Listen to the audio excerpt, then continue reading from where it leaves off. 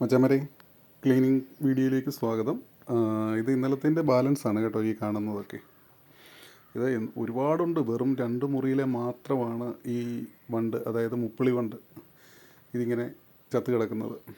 ഇത് ആ മരുന്നിൻ്റെ നല്ല പവറുള്ള മരുന്ന് കേട്ടോ, നല്ല റിസൾട്ടാണ് ആ മരുന്നിന്.